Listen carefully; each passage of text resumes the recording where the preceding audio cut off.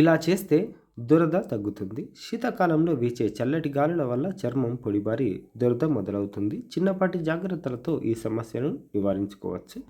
చలిగా ఉందంటూ వేడివేడి నీళ్ళతో స్నానం చేయకూడదు. స్నానానికి గోరువెచ్చని నీటిని మాత్రమే ఉపయోగించాలి. అలాగే గ్లిసరిన్ సోప్ను వాడితే ప్రయోజనం ఉంటుంది. చర్మం మీద పేరుకున్న మురికిని తొలగించడంలో ఓట్ మీల్ ప్రభావవంతంగా పనిచేస్తుంది.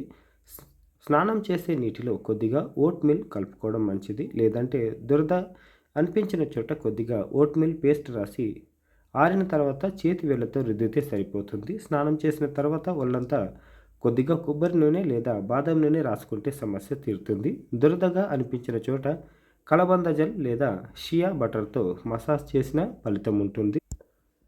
చిన్న గిన్నెలో 5 చెంచాల కొబ్బరి నూనె, 3 చెంచాల మింట్ ఆయిల్, పుదీనా నూనె వేసి బాగా కలపాలి. రాత్రి పడుకునే ముందు ఒళ్ళంతా ఈ నూనె రాసుకొని ఉదయాన్నే గోరువెచ్చని నీటితో స్నానం చేస్తే చర్మం తేమతో నిండి మృదువుగా మారుతుంది. దురద కూడా తగ్గుతుంది. చిన్న గిన్నెలో 2 చెంచాల యాపిల్ సెడైర్ వెనిగర్ వేసి 1 చెంచా నీళ్లు చిలకరించి బాగా కలపాలి.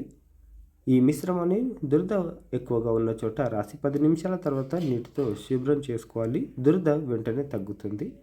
యాంటీ ఆక్సిడెంట్లు అధికంగా ఉండే బ్లూబెర్రీ, టమాటా, క్యారెట్, బీన్స్, బఠానీలు, పప్పు దినుసులు, చేపలను ఆహారంలో చేర్చుకోవడం వల్ల చర్మం ఆరోగ్యంగా ఉంటుంది. అల్లం, దాల్చిన చెక్క, మిరియాలు లాంటి దినుసులతో తయారు చేసిన హెర్బల్ టీలు తాగడం వల్ల శరీరంలో రక్త ప్రసరణ సజావుగా జరిగి దురద సమస్య తగ్గుతుంది.